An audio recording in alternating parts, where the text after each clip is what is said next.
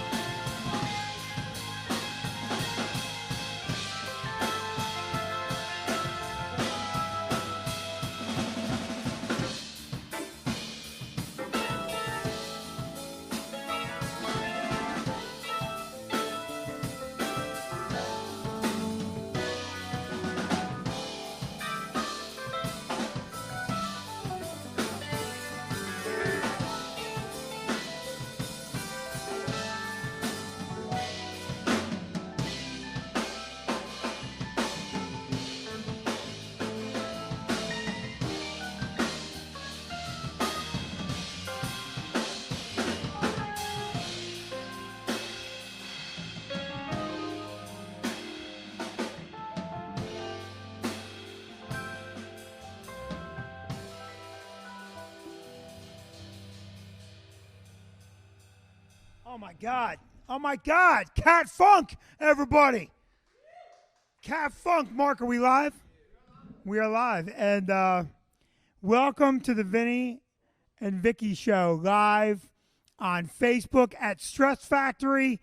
We're supposed to be broadcasting a couple different other places, but today's show is a little different than last week's show. First of all, Vicky's not here, and I'm going to jump right into that because it's going to be a harder show to do without Vicky. But as many of you on Facebook know, we had a death in the family. My nephew, Wayne, passed away. So Vicky, unable to be here tonight. And I'll be honest with you, I didn't want to do the show either. But Vicky and I were talking about it, and we said, you know what? You got to work. People expect a show, and so do a show. So this show is going to be dedicated to my nephew, Wayne. And you don't know him, many of you. Some of you might. I can only tell you that Wayne is 21 years old and just one of the brightest, happiest people I've ever met. One of those guys, around him probably 300-plus days in my life, never once looked at him and said, oh, if that kid was mine, I'd put a foot in his ass. That kind of, just a great guy. And we spent some time, is that mine? Oh, that's mine, okay. We spent some time up there today and yesterday, and as you do, when tragedy hits you, you tell some stories and whatnot. It reminded me of a story about my mother-in-law, and that's where we're going to start today, after we first discuss a little bit of the lockdown, because I got in trouble for a rant that I did on Facebook, and my wife got mad at me. KP, I don't know if you saw it. And by the way, we have a big show tonight. Not only do we have Cat Funk here, who I have known these guys for probably 15 years, right, Jack? 15 years. Jack is like the son I would have had if my son was Art Garfunkel. And you'll see him in a little bit. And so, you know, we're going to have a great show. But we also have our friend KP Burke come down and do a spot for us. I couldn't help but notice you guys did not clap when I said Cat Funk. Let's try it again. We got Cat Funk here. Woo! And KP Burke is here. And this is where I'm going to start. Now, I did a rant. I got a little fed up with the shutdown. And I want to say a couple things about the shutdown. Right or wrong, I was in favor of the shutdown because we were going to flatten the curve, and then we were going to try and help everybody. And, in fact, we closed a week early, right, Derek and Mark? We closed a weekend before we had to. We wanted to be responsible because we wanted to flatten the curve. Now, let me say something. I'm not going to pick on any of our leaders because I know the job is difficult. But there's a fair amount of horse shit in the social distancing, all right? So yesterday, I went last night to Acme, and I went down the wrong way of an aisle. They got the aisles all have one ways, KP Burke. You got to go one way down the food aisle, and all of the decisions we're told over and again are based on science. So now what we know is that the COVID-19 virus cannot back up. We know that. The COVID virus cannot go in reverse. That's important. If they had told us that initially, we could have just put one-way streets everywhere and not distance. Would have made a mess out of the men's room. You wouldn't have been able to get out of there once you went in, but you'd be healthy when you're in there, all right? And a couple other things. The 10-person rule is now lifted. We're now at 25 people allowed in a room. Outdoors. No, outdoors only. Outdoors only. 10 still inside. 10 inside. But if you have a big room as big as outdoors, wouldn't Well, a room like this, we could have, it's certainly 10. 10. And we are under 10. We're always under 10. I don't want to have the cops called on me, all right? That's what's happened in our society now. People are calling the cops on each other, right? 911, what's your emergency? I just saw 11 people in my neighbor's house, and 2 of them look feverish. Get over here. Terrible. Now, I think that's ridiculous, right? Because that wasn't based on science. That was an arbitrary pull-out-of-your-ass number. There's no way a scientist said, look, at 10, you're fine. But at 11, all hell breaks loose. You're going to get a fever at 11. That's bullshit. That number was pulled out of someone's ass. It just sounds good. 10, we're a decimal system society. That's how we got to 10. If we were metric, the number would have been 7.6. 7.6 or 16. I thought 16. Whatever. It would have been different. It would have been different. In Canada, it's different. And finally, the 6-foot rule. Bullshit, right? It can't travel. Well, we learned a lot this week. It can't live on hard surfaces. Wait a second. Stop. We didn't learn shit. We don't know because they just keep changing it. No one knows. No, you read. The governor told me that it can't live on hard surfaces, so I have to believe it. Yeah. The amount of Jack. Let me tell you something. All right, when you get older and you go to vote, I want you to remember this. All right, they're all full of shit. All right, that 6-person rule, that's bullshit. Okay, the 6-foot rule rather is bullshit. You don't know 6 foot. You tell me at 6 foot, the virus is coming towards you. The virus is just about to get you. He goes, ah, damn, he's 6 foot away. I'm going to keep an eye on him.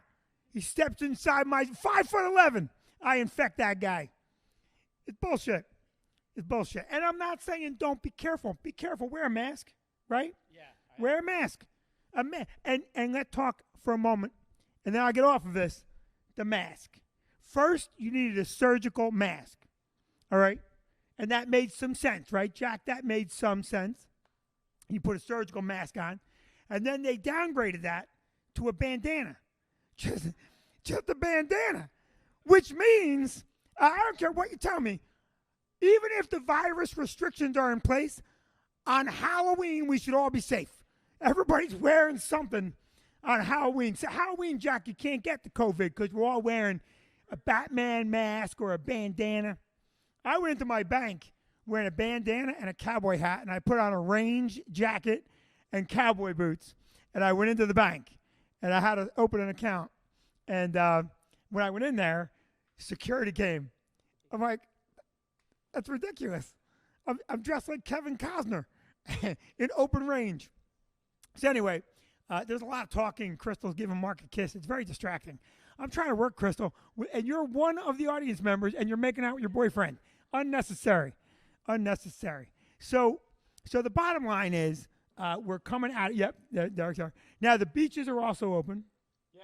All right. Another couple. I got to stay 6 feet apart from people. I could go to the beach, but I have to stay 6 feet apart. Well, here's the thing about the beach. All right. They opened the beaches, and right away I said, okay, so apparently the COVID-19 doesn't do well around salt water. Why don't we all just carry a bottle of salt water and squirt each other, have a water balloon fight? You can go to the beach, you can't sit down. Some beaches you can't sit, you got to just keep moving. You can't bring your own lawn chair and sit down on the beach. You got to keep it moving. Jack, remember this always, all right? If somebody's got a sickness, keeping them moving is just like spreading it faster. If someone's sick, put them in one spot and keep them there. All right, you heard that from Vinnie Brand. Remember that. So, anyway, here we are.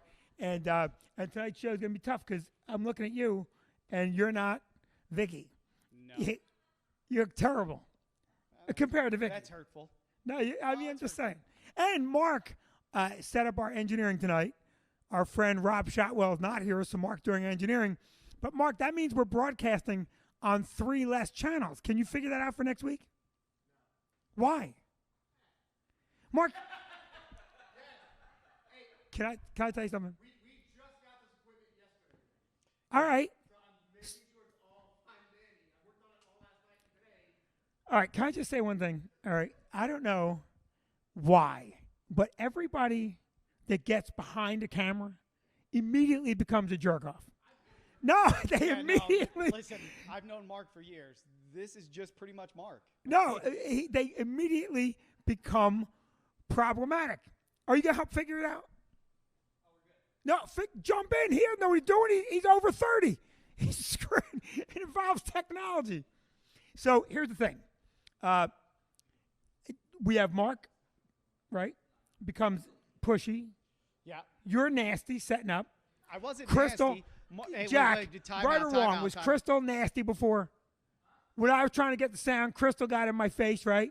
Let me explain. It's Brooke. You know what? Listen, this is typical Vinny. Comes in last minute and wants to change everything. We, as a collective, have been here since 6:30 setting everything Hey, up. can I ask you a Vinny question? walks in at 7:30 and says, "Oh no, you have to change this and change that." Can I But ask you a that's question? Can I typical ask you a Vinny question? stuff. Anybody who knows Vinny, that's How Vinny. long have you worked with me? Oh, a long, long time. Okay. Has it always been that way? Always. Then shut the fuck up. It's always been the same. I've never been different. I'm not the one who changed. Cranky Mark changed. Mark's on that goddamn that Atkins diet, and he's missing carbs, so he's cranky and nasty. You look fantastic, though, Mark. Thank you very much. And Crystal, I saw that. I said, Mark looks fantastic, and Crystal, I guess, So let's talk a little bit because I went up and spent time with Donna today, and not Donna. Donna wasn't there yet. With Barb. Barb is my sister-in-law, who I love. I haven't seen her in a while because Wayne and her are divorced, but they're the kind of family you can get around, and I haven't seen some of them in 14 years, and I feel immediately like I was with them last week. Rich and Robbie, her other son, is just a doll, and Dana and Rich and Maria, all these people, and you don't know them, doesn't matter. They're just great people. But we started telling stories, and my brother-in-law and Barbara, when they were married, and me and my wife, and Donna and Paul all had Harley-Davidson motorcycles. And we all went up to Old Forge for a motorcycle ride. And I know what they're doing is important, but they got to somehow, it's so difficult. Who knows what they're doing? They're trying to find out how to broadcast. Are they going to broadcast of it? They're trying to find out how to broadcast. All right, good. All right. No, carry on. So anyway, Jack, and I'm blanking on your two bandmates' names. I know Cole. Sean and Cole. Sean. Sean. Okay, and Cole, I haven't seen you in 5 years? Yeah, I've been away. You've been away, right? Yeah. All right. So this is a story, and when you guys get married, and I'm not, you three may never get married, all right? I'm looking at the three of you, and I'm thinking, okay, good-looking guys, musicians, they're not going to get married. Why would they do that? They're going to play the field forever. It's going to be... They'll get married at like 74. All right. Just settle down with one girl now. Do you have a girlfriend, Jack? Nope. And what about you, Sean? Yeah. You do? Dumb, Sean. Dumb. You're a single guy in 2020, okay? I got one word for you, Sean. Tinder. And Cole, you have a girlfriend? No way. Huh? No way. Cole's committed. So here's the... And KP, you're married, right? No. Huh? No, no girlfriend, no wife? KP is single for this episode. KP, 100% single. let me explain the difference between you and the band. All right, and I'm not trying to be rude. All right, that comes naturally. All right, so listen, here's the difference, KP. Those three guys, they decide whether they're going to be single or not. Okay, whereas life decided for you, you got nobody. You understand? You walk around and life said no. All right. So anyway, we're with my mother-in-law and my father-in-law Paul, and Vicky, and me, and Wayne and Barb, and we all had Harley Davidson, and my in-laws had a house up in Old Forge. So we're going to go up to Old Forge for a motorcycle weekend, which we all thought was a great idea. We're going to go up to Old Forge. We're going to bring the motorcycles up. Vicky and I, because we're hardcore Harley Davidson tough necks, we rented a trailer and we towed our motorcycle up. Now, what we didn't know is that people that go to bike rallies are bikers. Yeah, we didn't know that. We just thought people like us. There's a big difference between like a biker and a guy who has a bike. So we go up, and there's a lot of people in town, all right? There was a mud wrestling pit for women where in one day 3 women had their legs broken.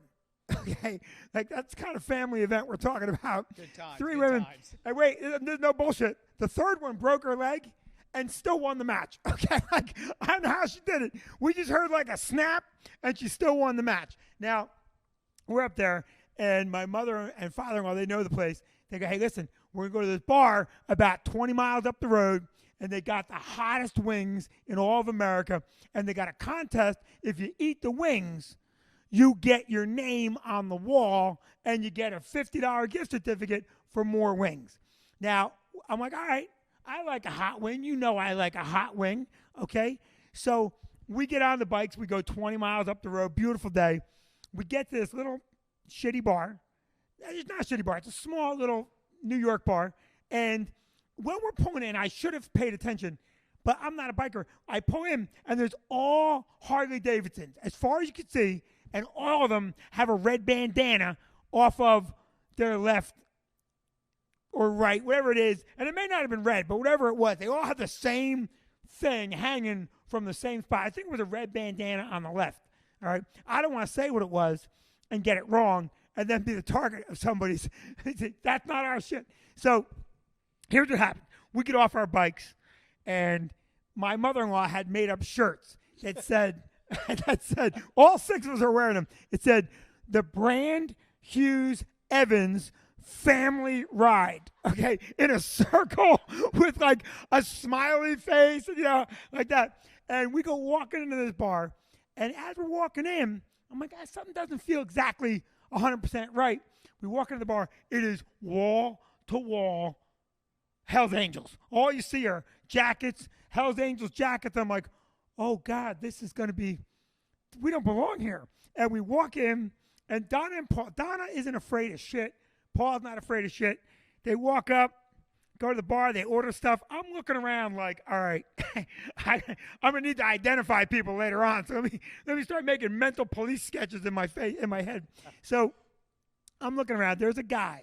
He's about 6'4". He's got scars that have tattoos. Okay, he is wearing an assortment of hunting knives. Okay, and he's got a bulge in the back of his back. Now, I'm not saying that was a gun. I'm just saying it was an odd-shaped tumor or a gun, okay? And I'm like, this is terrible. And this guy has locked eyes on my wife, okay? He's a big guy. And I'm not saying this to be a tough guy, all right? But I'm not afraid of shit. I never back down. No, bullshit. I don't back down to anything. Oh. I ain't afraid of anything. But I'm looking at that guy, I look at my wife, and I know that guy's thinking that's a pretty girl. And in my head, I said, well, I'm going to have to get another wife because there's no way. He's going to throw her on the bike and ride away. And I'm going to go, see you later, sweetheart. So what happens is Donna sees that guy looking at Vicky. And he sees it, and I see it, and it's just an uncomfortable moment.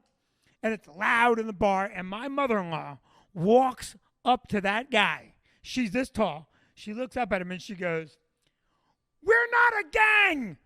We're a family. And in my head, I'm like, oh shit, there goes my mother-in-law too.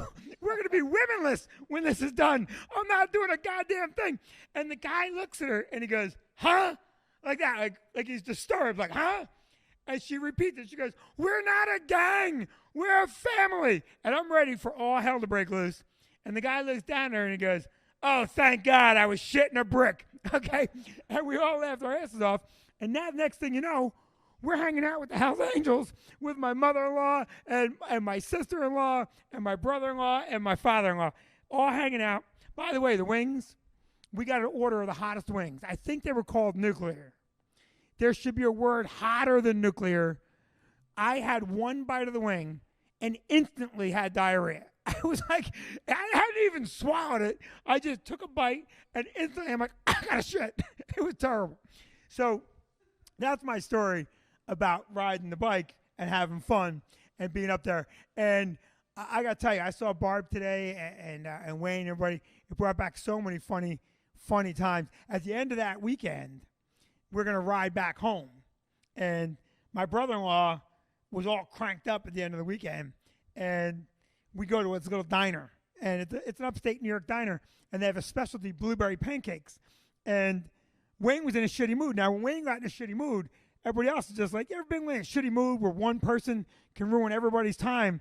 Well, that's the situation we're in. Wayne was being cranky. But I thought it was the funniest goddamn thing ever.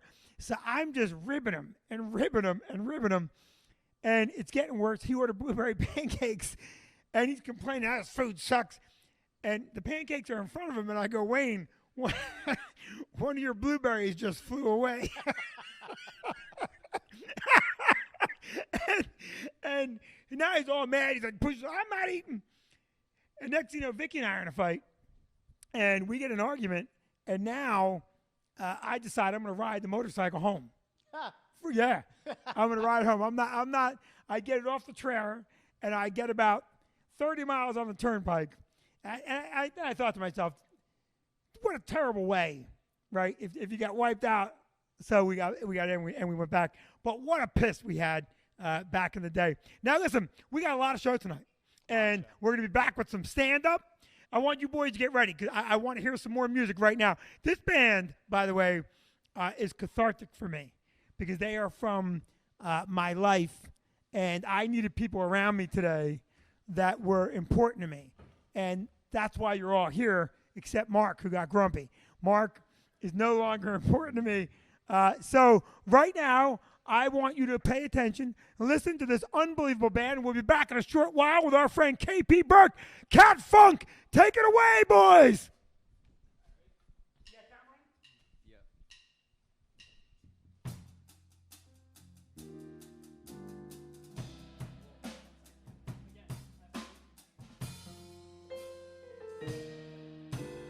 Something in the way she moves attracts me like no other lover. Something in the way she woos me.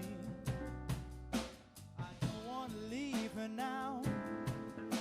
You know I believe in how.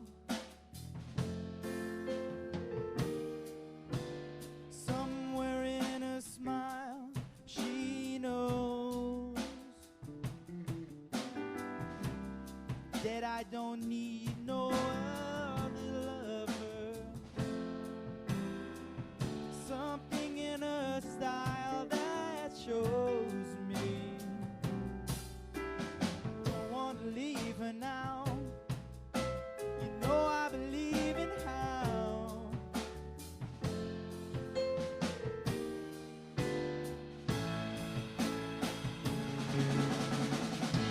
You're asking me where my love grows, and I don't know, I don't know. You stick around now, it may show, and I don't know, I don't know.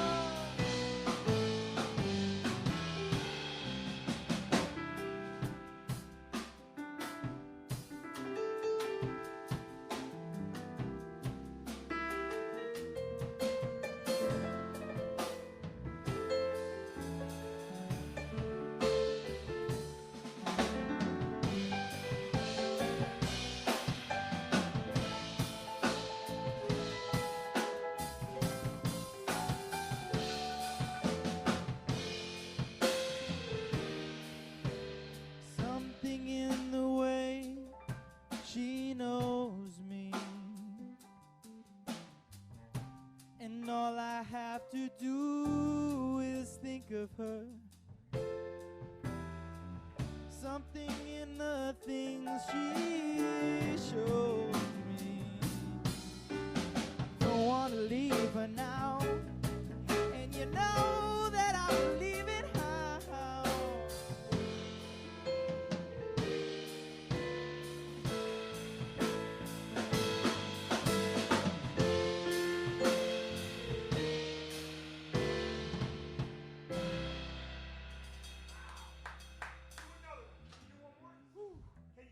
Yeah, we can do one more.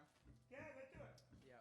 This one's an instrumental. We just Pay wrote attention to it. these guys. And I'm sorry. Listen, audio is even better on the other one. But let me tell you, you're phenomenal. Bang it out. Thank you.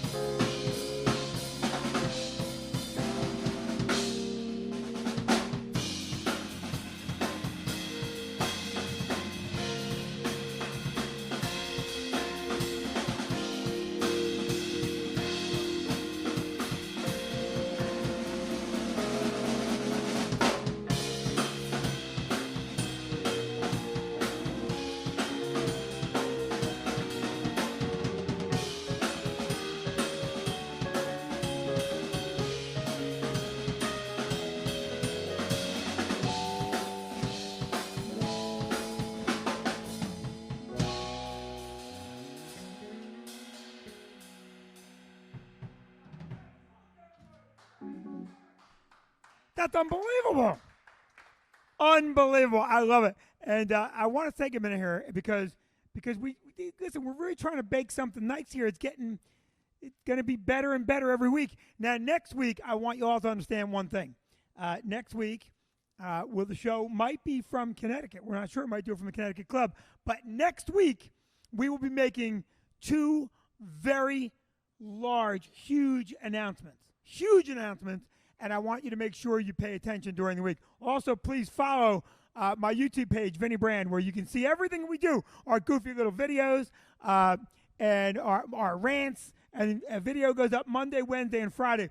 Now, next week, live here at the club, Tom Cotter from America's Got Talent will be joining us. How about that, Mark McCoy?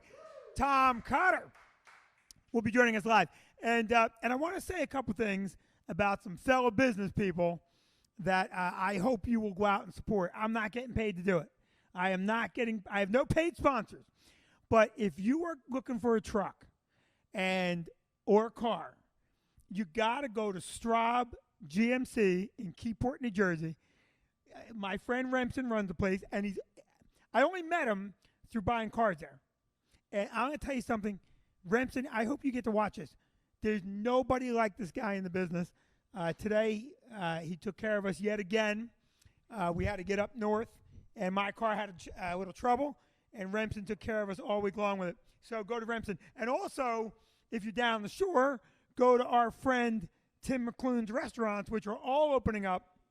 And Tim McClune is a New Jersey iconic guy, has raised a ton of money for a ton of different charities, and he's opening up the Rum Runner and Robinson's Ale House, where we had our Mother's Day dinner from, and also his places in Long Branch and Asbury. And if you're in New Brunswick, of course, visit our friends at Salt, at Panico's Pizzeria, which I will order pizza for you guys in a while, and or our good friends at Steakhouse 85 and Steak Left. So there's some great places in New Brunswick open up for takeout. And when those guys get open up all the way, we want you to make sure you're going there. So this last week, Derek, where are you? This last week, I don't know if you watched it. I want to know if you watched it. This last week, I had to do a Zoom show, and I had to raise money for the Mercer County Boys and Girls Club of America. Did you watch the show? No, it was a Mark, private. did you watch? It was a All right, private. that's just great, guys. Thank you. It was a private. It wasn't private. Okay, it wasn't private. You didn't- Anybody he could have didn't lied. tell us. Jack, He didn't tell you us. watched it, right? Yeah, Jack watched it. Jack's lying. Jack is not lying. Jack doesn't lie. Jack's a good Christian boy. Jack's Just a came liar. from just playing chess. So we had to raise money, and it was for the Boys and Girls Club. The goal was to raise $160,000 on a Zoom show. KP, how much money did we raise? $4. Nope. We broke 160. We broke 160. We had Katherine Johnson's daughter, Joyelle. She is from the movie Hidden Figures. Her mother was a scientist in that. And we had Carly Lloyd. And we had a newscaster. I got to get the newscaster's name. I can't think of it off the top of my head. But she's the only bilingual newscaster on that show. It was great. So if you get a chance, support the Boys and Girls Club, and that's fun to do that too. I've been quarantined now for how many days has it been? 200 days? Not quite 200. March 12th is when we closed the club down. The last show we had was Thursday, March 12th. Yeah, and we're all homeschooling our kids. And let me tell you something about homeschooling. All right, it's super easy because you can just let the kids go on the internet and get all the answers. I finally passed AP Physics. I had the test on one computer. I had the answers on the other. I got a 100 in AP Physics. I've always been a dope, but in homeschooling, I am top of my class. In Middletown, New Jersey, the Board of Ed made a ruling. You can't fail. You can't fail. This is what it is. If you get a 65 or above, you get marked up to a 90. Sounds good to me. And if you get a 65 or below, if you can demonstrate that you were trying, you get a 65. Now, if you get a 65, below 65, but you never logged in, never went on one time, well, then you get an incomplete, which is accurate. That is incomplete if you didn't go there at all. Now, if you get a 65 to a 89, you get a 90. Now, here's the question. What do you get if you get a 91? A 100. Nope, 91. You get a 91. If you work your ass off and you get a 91, they give you a 91. Now, if you smoke a lot of pot like you did, then Never you did a get, drug. then The you man's get, lying. Never did a drug. right. You never even tried it, right? Never tried pot. Never tried it. With these grades, I could have got into Harvard, though. You and I are the only two guys I know of that Never. KP, look at him. Yeah. Now, you three boys never did, right? No. Never tried pot? Yeah, see, me either. And let me tell you something. Someday, if you Jack's guys never do lying. pot like me, you could be in a business that the state closed down. Anyway, good luck to you. Hey, I want to say something real quick. It's Memorial Day weekend, and we have two veterans here tonight.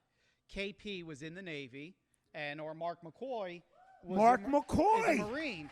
And KP Burke. And KP You were in the was Navy? Yes, KP God was in the bless Navy. you for your service, KP. Yeah. And I'd like to say one thing to both KP and Mark. What is it about being in the military that when you get out makes you just say, I ain't doing nothing again? KP. Thank you both very much for your service. Yes. I'm going to say this last thing, and then we're going to get to KP Burke, because I'm excited. KP Burke is so good. And I want to say this to everybody watching. doing comedy to nobody is tough. It's tough. It doesn't matter to me because I'm deaf. I never hear the audience anyway. So to me, it never mattered. Right? And I got to tell you, Jack, as an audience member, you're awful. You're a great musician, but not even one smile out of that kid. I've known him my whole life. I'm going to call your mother when I get home and tell her, Jack better start learning how to laugh at the jokes. Cole's doing a great job. Huh? She's watching. She's Is watching. she watching? Of course she's Your watching. mother her should be baby very proud. boy. All three of you. Your mother should be very proud. And now I know why. Now I know why you answered the pot question the way you did. Now listen. No, I could tell. Jack, you were super smart in school, right? Yeah. Cole, how about you? Hey, Vinny, Yeah. what do you think they're going to say? They're and Sean? dummies? Yeah, okay. It doesn't matter. If you guys were in school now, you would be 90 students. Jack would only be doing this much better than you no matter what. All right, so listen up. I asked my friend, I asked a couple friends. A couple guys wouldn't do it. A couple guys said, Vinny, I would love to do it, but I'm afraid. That's what they said. Yep. And I respect that. This is not easy. You have to have an enormous, enormous ego to do what I'm doing, right? To just stand up here and talk for an hour to nobody. You have to have a huge ego. And I'm not conceited. I'm very humble, all right? Yeah. I'm a humble man. And let me tell you something. Like, you're also humble, right? But for you, it's easy. For me, it's very difficult for me to achieve humble, right? Like, you have to look in the mirror and go, I should be humble. I look in the mirror and go, okay, I'm going to have to try to be humble. Boy, I feel the humble. All right. So, KP, I'm so happy you're here. And I'm going to bring you up. You're the first guy to grace the stage doing stand-up in this manner other than me. And it's not easy, but I'm so happy you're here. Do we have another microphone for him? No, we can get that one Get me cleaned some off. Lysol just so we're following the protocol.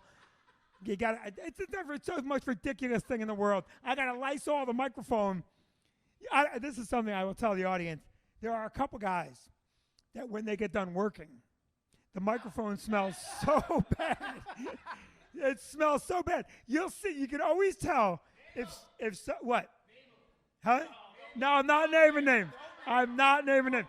But I will show you. Wait, just before you do that, if somebody has really bad, like I have bad coffee breath right now, but so many people smell like they just consumed a skunk. And so when I go up on stage after them, the microphone will be emitting such bad stuff. You'll see it, and you'll know. I'll go like this. How about that? I step away, and I try and make them look bigger by not using the microphone. Right now, thank you very much. Right now, it's my very distinct honor to bring this guy to stage. KP is a regular all over. You're working in New York now, too, right? All over New York. And a former Navy guy. And you've worked with me several times here and at that beach club where we killed. And I'm thrilled to have you here. Please welcome our good friend, KP Burke.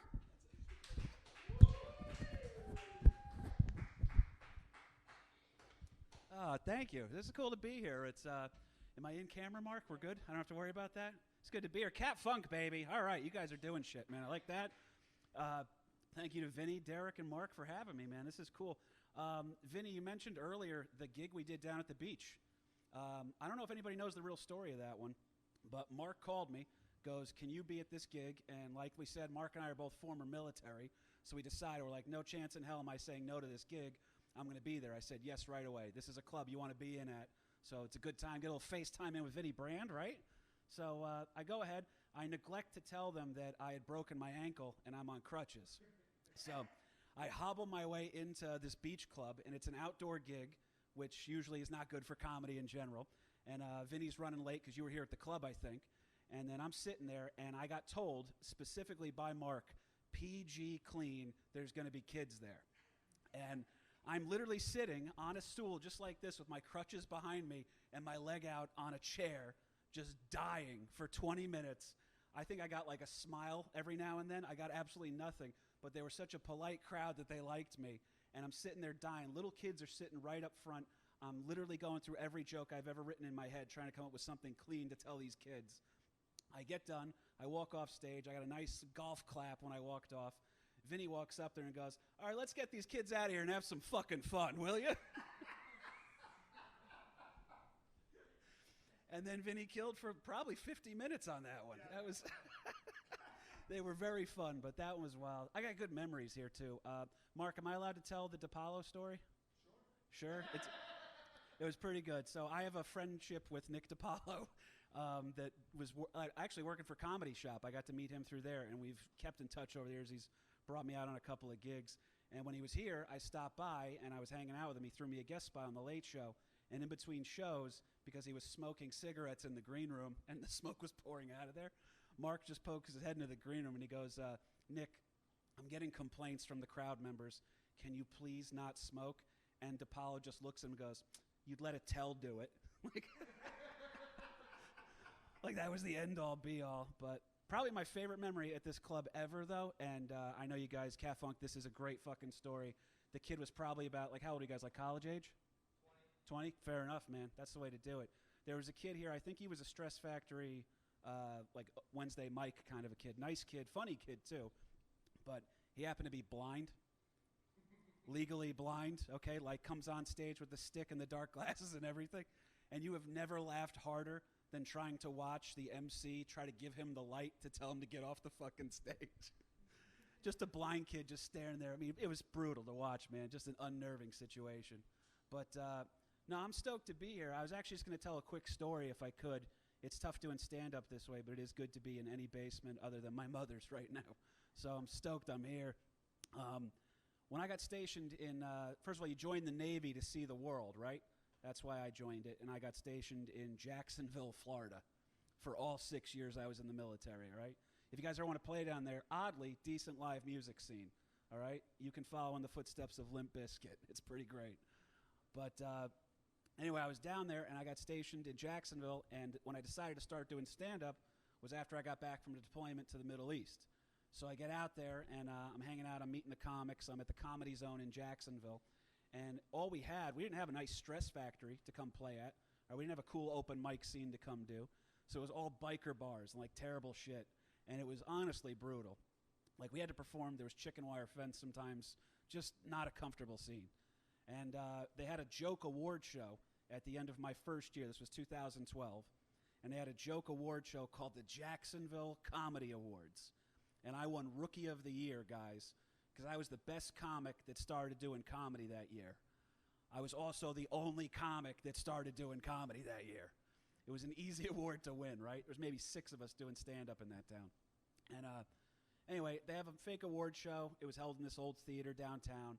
And I get this award, this trophy, and they give it to me. And it says Jacksonville Comedy Awards Rookie of the Year 2012, right? I get a dumb fake trophy, a plaque with my name on it. It's a funny joke. We go back. We move on, whatever. Then I move back up to Jersey, and I'm trying to do stand-up in New York City. And I'm scared shitless. The first night I'm ever going to do stand-up in New York, I go into a club, relatively well-known club, and I walk in, and they said, hey, man, if it's cool, Amy Schumer's here. She's going to do a couple minutes. And I said, oh, sure, okay. So I got bumped by Amy Schumer. And if you don't know what that means in comedy, bumped means they typically get to do as much time as they want, and you just sit there suffering. So Amy Schumer goes up on stage. It was like the zenith of her career. This is back when America still liked her. And she walks up on stage, kills, the crowd's going crazy, and they bring me up right afterwards. And the guy goes, the MC says to me, goes, dude, I'm going to pretend you're famous too so this crowd is easy on you. Give me a credit or something like that. And I didn't know what to say, and I panicked, and I just said, I won, I'm the Jacksonville Comedy Awards Rookie of the Year 2012. And the guy goes, all right, perfect, I'll work with that. Walks up on stage, and he goes, this next comic just got back from winning the Jacksonville Comedy Awards. Give it up for KP Burke, right? And when you win a festival in comedy, people can attest to this. Like, that's a big ticket item. To win a festival is kind of a cool thing. It's supposed to be like a coming out party for you. And these people at this club in Manhattan did not give a flying fuck about the Jacksonville Comedy Festival. And I don't blame them because it's not real, okay? And I move on. I don't want to be a guy who lies about his credits. Isolated incident until an article comes out a couple of weeks later in the Asbury Park Press, all right? And it featured somebody who was covering me for a show that was coming up. And it said right there in the entertainment section of the Asbury Park Press in 2012, Comedy on Cookman returns, featuring the winner of the Jacksonville Comedy Festival, KP Burke. So I was talking about fake news 5 years before Trump, okay? I was on that shit. That's not real. It doesn't exist. You can't print it if it's not true. It is what it is. But I go ahead and I move on. I don't want to be a guy who lies about his credits.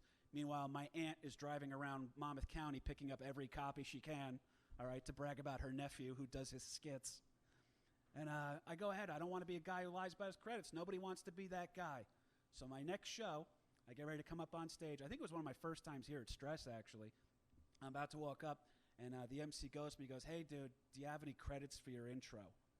And I was like, let me say it perfectly. I slowed down. I enunciated.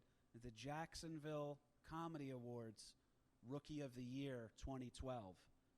And the MC looks at me and he goes, "Perfect, good, I got it." And he walks up on stage and he goes, "This next comic just got back from winning the 12th annual Jacksonville Comedy Festival." So, guys, this festival that doesn't exist, it's not a real thing. Okay? It's now a successful 12-year running endeavor. All right? Cat Funk, do you guys have an album out? Take it from the winner of the Jacksonville Comedy Festival. The name of your first album should be Our Greatest Hits. And everyone's going to sit there like, why do we not know about Cat Funk, man? All right? And you know what? I'm tired of fighting them, guys. I won that festival. That is my festival now. I won it. I've won it 12 years running. And when I go back down to Jacksonville, I demand $5,000 to defend my crown, baby. All right? So if you're listening to me, Chris Buck, down in Jacksonville, Florida, your time's coming, buddy. All right? Because the champ's coming home. Daddy's on his way back south. That one was wild, too. And, Vinny, I don't want to name drop too much here, but I have one good story about Bill Burr, if I can. I had one decent Bill Burr story. Is that okay? Yeah. All right. This one's weird. I can't wait. Yeah. So I was, at one time, engaged, okay, to a very pretty girl. It did not work out. We split up. And the problem is that when I got back from the Middle East, as Mark will attest, you got a lot of money because there's nothing to fucking buy in the Middle East, right?